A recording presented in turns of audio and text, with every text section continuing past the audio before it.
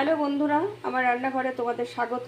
আর এখানে দেখতেই পাচ্ছ আছে বেগুন আর নিম পাতা। তো আমার আজকের রেসিপি কিন্তু নিম বেগুন করার জন্য এখানে লাগবে লবণ, হলুদ আর লাগবে সর্ষের তেল।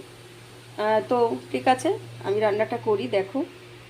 তো নিম বেগুন করার জন্য আমি প্রথমেই সর্ষের তেলটা দিয়ে নেব। প্রথমে যেহেতু আমি বেগুনগুলো ভাজা করব, তেলটা একটু বেশিই দিতে হবে। তোমরা তোমাদের বেগুনের পরিমাণ অনুযায়ী তেলটা দিয়ে নেবে। তো তেলটা আমি ভালো করে গরম করে নিয়েছি, এখন আমি বেগুনগুলো ভাজা করে নেব।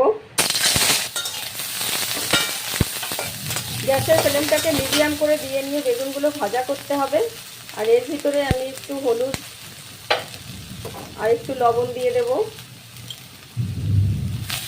এইভাবে নাড়তে নাড়তে বেগুনগুলো আমি হাফ ভাজা মতো করে নেব।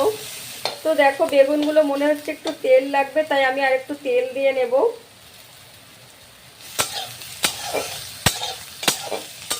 তো দেখো, বেগুনগুলো আমার হাফ ভাজা মতো হয়ে গেছে, আর আমি এবারে বেগুনগুলো তুলে নেব। আর এর ভিতরে আমি আরেকটু তেল দিয়ে নেব। আর এই তেলের ভিতরে আমি নিম পাতাগুলোকে দেব। পাতাগুলো আমি হাফ ভাজা মতো করে নেব। আমি সামান্য লবণ দিয়ে নেব। তো দেখো, আমার হাফ ভাজা মতো হয়ে গেছে, পাতাগুলো কেমন কমেও এসছে। আর এবারে কিন্তু আমি এর ভিতর বেগুনগুলোকে দিয়ে দেবো।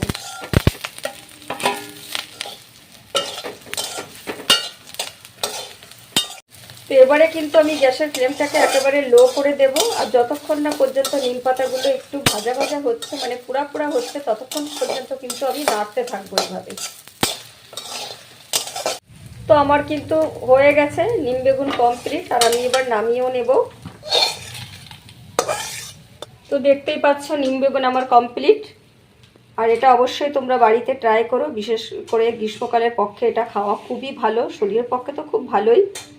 আর যদি ভিডিওটি ভালো লাগে অবশ্যই লাইক কমেন্টস করো। আর এরকম নতুন নতুন রেসিপি পাওয়ার জন্য কিন্তু অবশ্যই আমার চ্যানেলটিকে সাবস্ক্রাইব করো আর আমার পাশে থেকো।